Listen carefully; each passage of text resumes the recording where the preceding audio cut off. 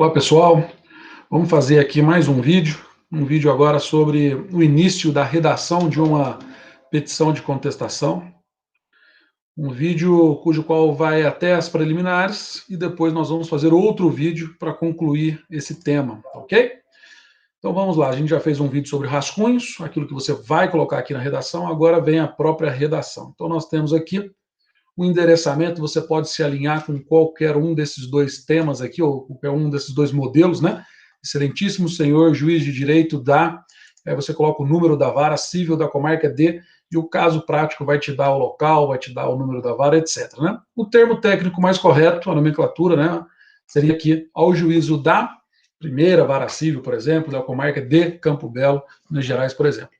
Aqui você tem processo número 3 pontinhos, se o caso te deu o número do processo, você coloca, ou então você pode colocar também autos, número, e aí você coloca 3 pontinhos, tanto faz, todos os dois estão corretos, tá ok? Depois vem aqui um pouco diferente da petição inicial, mas não tão diferente, dá para acompanhar legal. Olha só, a gente tem aqui o nome, e quando eu coloco o nome, eu estou falando, obviamente, aqui o nome do réu, porque é ele que está produzindo essa petição de contestação, né? Então, essa qualificação aqui eu vou completar, é completa, tá ok? Você vai lá no 319, inciso 2, vai verificar ali todos os itens cujos quais devem estar aqui como se estivesse fazendo a petição inicial.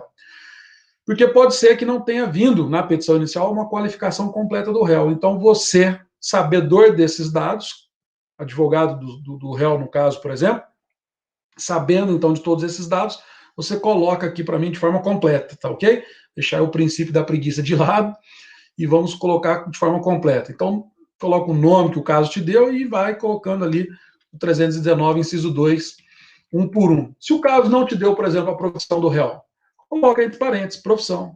Se o caso não te deu, por exemplo, se ele é casado, solteiro ou convive em união estável, coloca ali estado civil apenas, nada mais, e assim por diante, tá ok? Muito provavelmente o caso não vai te dar número de RG, número de CPF, endereço completo com o número, inclusive, da casa, muito provavelmente não. Então, isso tudo você vai colocando entre parênteses, de forma genérica, mostrando que você sabe o que ali deve estar, né?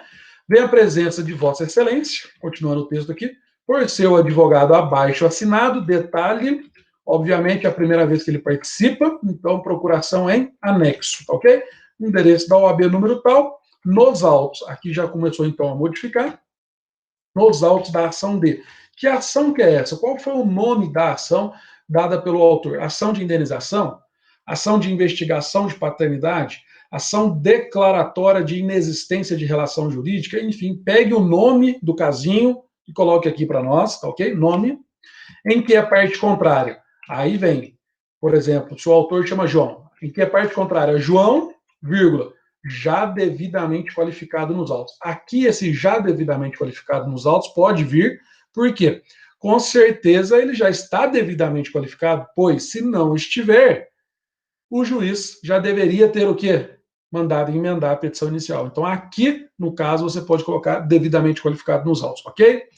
Vem perante Vossa Excelência, portanto, apresentar. O verbo é apresentar, tá? Vou colocar aqui de negrito, você não precisa colocar isso na sua peça, óbvio, mas é só para destacar para você que o autor propõe uma ação, o réu apresenta resposta. Apresenta, no caso aqui para nós, a contestação, tá ok? Pelos fatos e fundamentos abaixo. Detalhe, contestação pura e seca tá aqui. Contestação nos termos dos artigos 335 e seguintes do CPC. Fica legal colocar isso daqui, porque é o primeiro artigo que cuida da contestação, ok? Agora, detalhe, se tiver reconvenção, coloca aqui para mim com reconvenção, pode ser que tenha. E se tiver intervenção de terceiros, coloca aqui para mim com intervenção de terceiros. Mas aí, melhor, vamos tirar esse com intervenção de terceiros, vamos colocar qual intervenção de terceiros? Com, por exemplo, denunciação da lide. Com denunciação da lide. E aí, então, aqui é o 126 do CPC, né? 126 do CPC, a reconvenção, né? 3, 4, 343, salvo engano, do CPC. A gente vê isso agora, tá?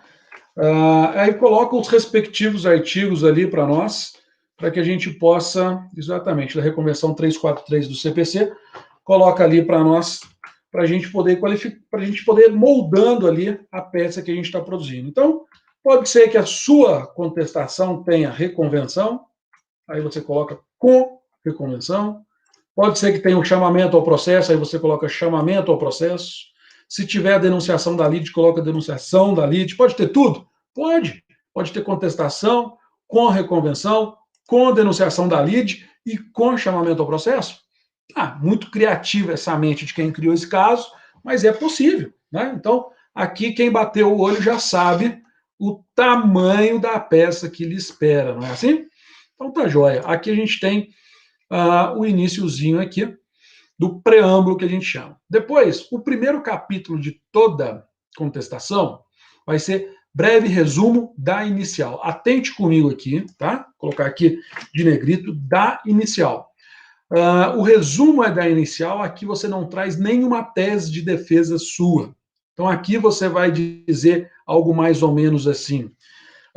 O autor ajuiza ação de indenização em face do réu, né? Em face do réu.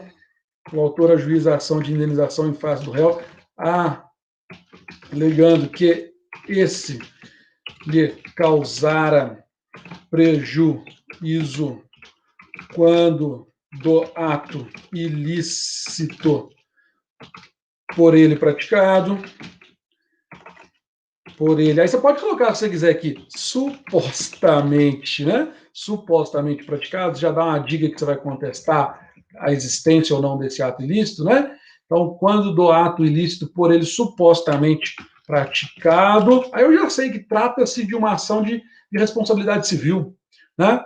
Ao final, pedindo sua condenação em, coloca ali para mim, 10 mil reais, se for o pedido que ele fez. Então, aqui é um resumido da petição inicial como um todo, tá ok?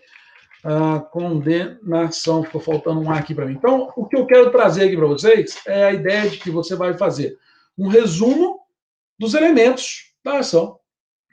Parte, autor e réu, causa de pedido e pedido. Pronto, aqui eu já sei o que está acontecendo no caso. Não vou trazer nenhuma tese de defesa. De repente, o réu é ilegítimo. Entretanto, o réu é ilegítimo. Não, não é aqui que fala. De repente, o prejuízo é de 5 mil e não de 10 mil. Entretanto, o prejuízo não é de 10 mil, o prejuízo é de 5 mil. Não é aqui que você vai defender isso. Aqui você vai trazer de forma genérica assim para mim. Você pode concluir com uma frase também genérica. Quer ver? O autor ajuiza a ação de indenização em face do réu, alegando que esse lhe causara prejuízo quando do ato ilícito por ele supostamente praticado. Ao final, pede sua condenação em 10 mil reais. Contudo, como abaixo se verificará, o pedido do autor não merece prosperar. Pronto, até rimou, ficou até bonitinho. Pronto. Aí, o que você disse com essa última frasezinha aí? Você disse, conforme abaixo, pelos fatos e fundamentos que Vossa Excelência, né, terá acesso, não tem por que condenar o réu a que hora faz a contestação. Ok? E aí depois, então, vem suas teses de defesa. Então, aqui faça um resumido da petição inicial para mim, por favor. Nós sabemos que a peça de contestação ela tem prazo para ser interposta. Sendo assim, você tem que narrar e provar a tempestividade. Então, aqui no item 2, com certeza será da tempestividade. E aí você vem aqui, por exemplo, com algumas possibilidades, porque a gente tem que contar o marco inicial para se contestar, não é? Então, vamos lá, a gente tem aqui, como se infere dos autos, o réu foi citado para comparecer à audiência de tentativa de conciliação. Realizada a audiência no dia, 3 pontinhos. Se o caso te deu o dia da audiência, ele está pedindo para você contar exatamente o prazo. Então, o caso vai te dar não só o dia da audiência, e vai dizer se era uma segunda, terça, quarta, ou quinta ou sexta-feira. Porque a partir dali, então, você vai excluir o dia do começo, que é o dia da própria audiência, não é? e vai começar a contagem no dia útil seguinte. Então, beleza, tá aí a ideia. Então, depois você tem aqui nos termos o 335, inciso 1 do CPC, o prazo é de 15 dias para apresentar essa contestação, e flui dessa data de audiência, ou seja, o primeiro dia do prazo é a data da audiência, porém a contagem é o primeiro dia útil seguinte. E aí você vem e coloca, o dado está aí, 3 pontinhos, né? Assim, como a presente contestação é apresentada dentro do prazo legal permitido, deve ser admitida porque ela é tempestiva. Então, aqui em algum lugar vai dizer aqui, ó, se encerrando no dia, que dia que se encerra? Se o caso te deu o dia da audiência, aqui nesse momento, você vai ter que colocar, vou até colocar aqui dia amarelo aqui, ó. Vai ter que colocar o dia do final, ok? Porque é assim que a gente vai aferir, né, se você sabe contar o prazo ou não, ok? Então, essa é uma primeira redação. Depois, olha só, se alinha comigo aqui no canto direito da sua tela. Audiência designada, porém a audiência não foi realizada. Como se infere dos autos, foi designada audiência de tentativa de autocomposição, entretanto, a mesma foi cancelada, posto que o réu, dentro do prazo legal, apresentou aquele protocolo dizendo que não tinha interesse na audiência. Obviamente, o autor já assim o fez na petição inicial, não é? Então, a gente está falando do parágrafo 4º do artigo 334 do CPC. Se liga nele lá depois para nós, por favor, tá? Então, segundo o CPC 335, inciso 2, do protocolo dessa petição acima, flui o prazo de 15 dias. Eu não preciso preocupar com o autor, não, porque é o réu que está protocolando essa petição, dizendo que não tem interesse na audiência. Então, ele protocola, né? Então, aqui, ó, do protocolo da petição. E aí, de repente, ele te deu o dia. Dia, suponhamos, tá, gente? 1º de abril de 2020. Pronto. 1º de abril de 2020 é o primeiro dia do prazo. Exclui o dia 1º de abril, começa a contar no primeiro dia útil seguinte. E aí o casinho vai te dar 1º de abril, segunda-feira. Pronto. Primeiro dia útil seguinte, terça-feira, dia 2, começa a contar esse prazo aí para mim e diga para mim expressamente qual é o final do prazo, tá ok? Essa é a lógica de uma avaliação. Audiência não designada. Então, não teve audiência, o caso disse que não tinha audiência, se o caso não disse, então não tem. Né? Então, aí você tem aqui, como se denota aí da verificação dos atos do presente processo, foi o réu citado por AR, dia da juntada do AR nos autos, então começa a contar o prazo para ele.